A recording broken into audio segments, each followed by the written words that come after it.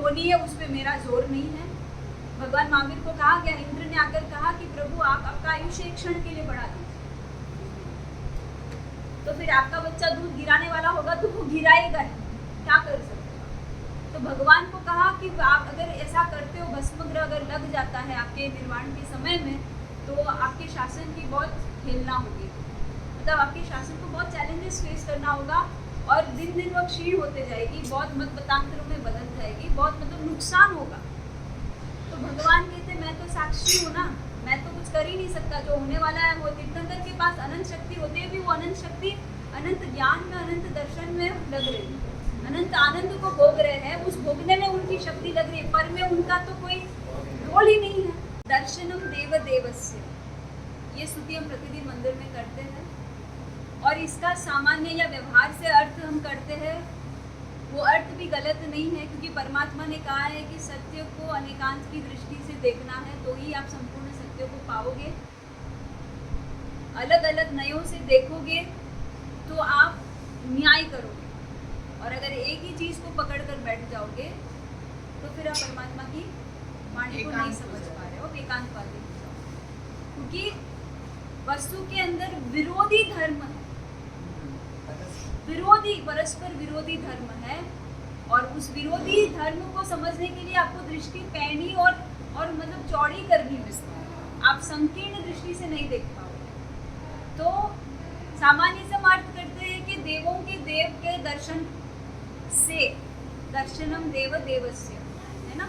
तो स्वर्ग के जो देवता है उनके भी देव कौन है, अर्यंत देव, है ना। हमने कल स्तुति की थी कि अरहंतो भगवंतो इंद्र महिता, यानी इंद्रों के लिए भी जो महान है ऐसे अर्यंत प्रभु।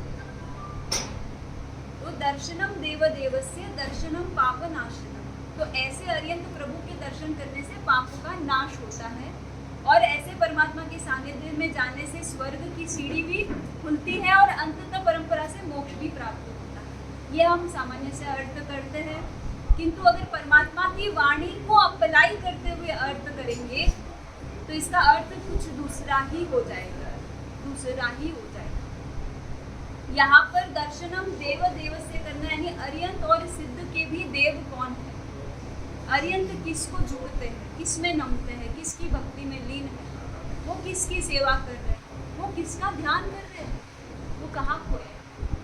अगर भगवान को देख रहे हैं तो भगवान कहाँ देख रहे हैं उसको भी देखना होगा। आपकी दृष्टि खाली परमात्मा तक जा रही है, पर परमात्मा की दृष्टि कहाँ जा रही है उसको भी तो देखो, तो आप उनके रास्ते को पकड़ पाओ। तो परमात्मा ने अपने आत्मदेव को देखा, यानी अर्यंत सिद्ध जो है वो देव है, और अर्यंत सिद्ध के जो देव है वो है आत्मदेव।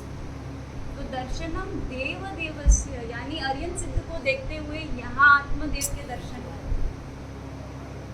दर्शनम पाप नाशनम, तो यहाँ अर्यंत सिद्ध को देखोगे तो ही पाप का नाश होगा, वहाँ अर्यंत सिद्ध को देखोगे तो पाप का नाश नहीं होगा, पुण्य का बंध होगा। अब ये डिसाइड करो कि पुण्य का बंध करना है या कर्म की निर्जरा करना है, क्योंकि मोक्ष निर्जरा का मार्ग है और शुभ कार्य सारे पुण्य के मार्ग हैं। और हमको तो पाप में भी इंटरेस्ट नहीं है और पुण्य में भी इंटरेस्ट नहीं है, हम तो सीरियसली मुक्ति चाहते हैं, सीरियसली, स्वर्ग का भी कोई प्रलोभन नहीं है। हम तो आत्मदेव के दर्शन करोगे तो ही पाप का नाश होगा। इस आत्मदेव के आलंबन में चले जाओगे तो स्वर्ग भी है और परंपरा से, क्योंकि अर्यंत और सिद्ध को बाहर देख ही रहे थे, कहाँ आपका मोक्ष हुआ, मोक्ष हुआ क्या आज तक, क्योंकि परमात्मा के दर्शन वहाँ किए। जब परमात्मा जो क्रिया कर रहे हैं वो क्रिया अगर हम शुरू कर दे तो निश्चय हमारा मोक्ष